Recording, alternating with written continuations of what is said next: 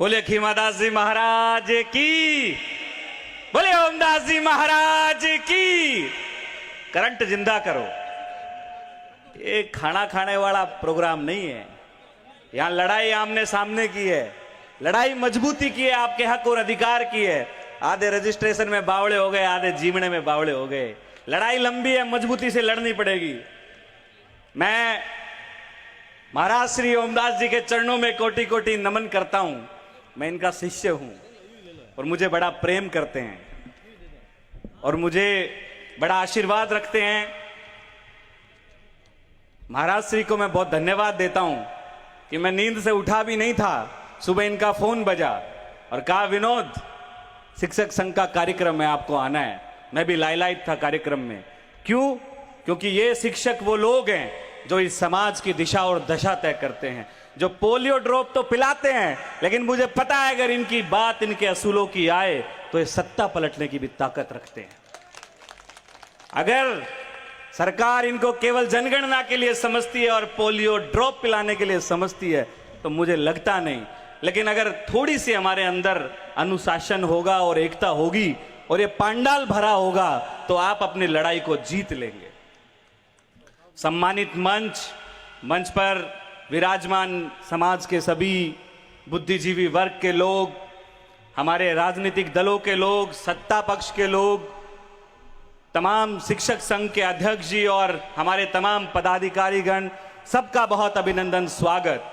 और बाड़मेर से, जैसलमेर से, गंगानगर, भरतपुर, करौली, धौलपुर से पधारे आप तमाम राजस्थान के कोने कोने से पधारे इस जागरूक कौम को मेरा सत सत नमन और वंदन।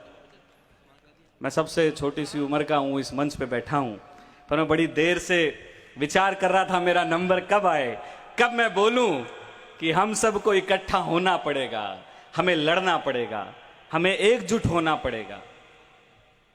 यह शिक्षक वर्ग वो कौम है जो एक पौधा तैयार करता है, भविष्य का निर्माण करता है। ये खिलाड़ी भी तैयार करता है तो अधिकारी तैयार करता है तो नेता भी तैयार करता है, क्योंकि वोट इनकी उंगलियों पे होते हैं। अगर इनसे कोई उलझेगा तो मुझे लगता नहीं वो चलेगा। तो शिक्षकों से उलझना आम बात नहीं है। पर बाबा साहब का एक नारा लिखा हुआ है, शिक्षित बनो, संगठित रहो और संघर्ष करो। शायद हम इसको भूल गए हैं। आपको इसके जो सारे नारे के अर्थ हैं उनको सजोना पड़ेगा और जीना पड़ेगा, क्योंकि इतना अच्छा कार्यक्रम, इतना भव्य कार्यक्रम, लेकिन जब मंच के सामने देख रहे हैं कि बस कुर्सियों के सामने भाषण दे रहे हैं तो पीड़ा हो रही है। क्यों पीड़ा हो रही है? कि 2 दिन से एक बस रवाना हुई बाड़मेर से और सुबह यहां पहुंची। उनके मन में क्षमता थी कि कुछ बदलाव आएगा, कुछ नवाचार होगा। सरकार को हम लोग हमारी बात मनवाने के लिए एकजुट होके पूरी ताकत से एक स्वर में, एक मंच से बोलेंगे कि हमें न्याय चाहिए, हमारे साथ न्याय होना चाहिए। लेकिन रजिस्ट्रेशन से न्याय नहीं होते हैं, मांग पत्र से न्याय नहीं होते हैं। सत्ता को चुनौती देनी पड़ती है अपनी बात मनवाने के लिए। क्यों? अंबेडकर इसलिए थे, उन्होंने सत्ता को चुनौती दी, संघर्ष को चुना, इसलिए अंबेडकर हैं। उस दौर में अगर हम सत्ता के सामने नतमस्तक हो जाते तो मुझे लगता नहीं अंबेडकर को आज हम लोग पूज रहे होते। तो उसके लिए एकजुट होना बहुत जरूरी है। मेरा नाम विनोद जाखड़ है। आप सबके आशीर्वाद से, महाराज श्री के आशीर्वाद से मैंने राजस्थान की युवा राजनीति में आपका नाम रोशन किया है। राजस्थान कॉलेज का अध्यक्ष रहा, राजस्थान विश्वविद्यालय का अध्यक्ष रहा और आज कांग्रेस के छात्र संगठन एनएसयूआई का मैं प्रदेशाध्यक्ष बना हूं।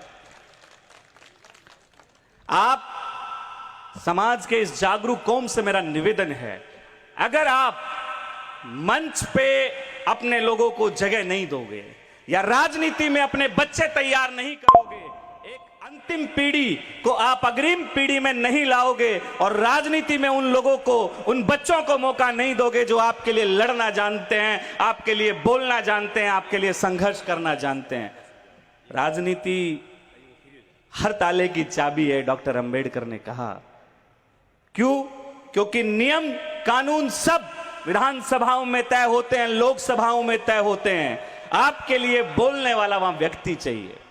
अंबेडकर दोबारा जन्म नहीं लेंगे, काशीराम दोबारा जन्म नहीं लेंगे। आपको नया काशीराम पैदा करना पड़ेगा, आपको नया अंबेडकर पैदा करना पड़ेगा। मेरी बहुत सारी आशाएं और उम्मीद हैं।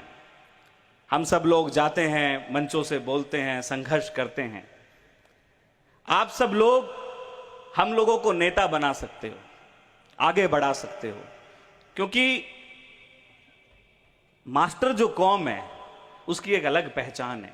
मैं इसको कौम इसलिए कह रहा हूं क्योंकि आप संगठित हो, यूनाइट हो, ताकतवर हो, वैचारिक रूप से आप मजबूत हो। और मैं सही मायने में अगर समझूं तो बाबा साहब अंबेडकर के विचारों को अगर जिंदा करने का काम किसी ने किया है तो आपने किया है। देश के अंदर कितने बड़े आंदोलन चले हों, चाहे वो 2 अप्रैल का आंदोलन हो, चाहे वो कोई आरक्षण के समर्थन में आंदोलन हो, चाहे बाबा साहब अंबेडकर के विचारों को जिंदा रखने का आंदोलन हो, पर्दे के पीछे अगर किसी ने खड़े रहकर काम करने का काम किया है तो वो आप लोग हो।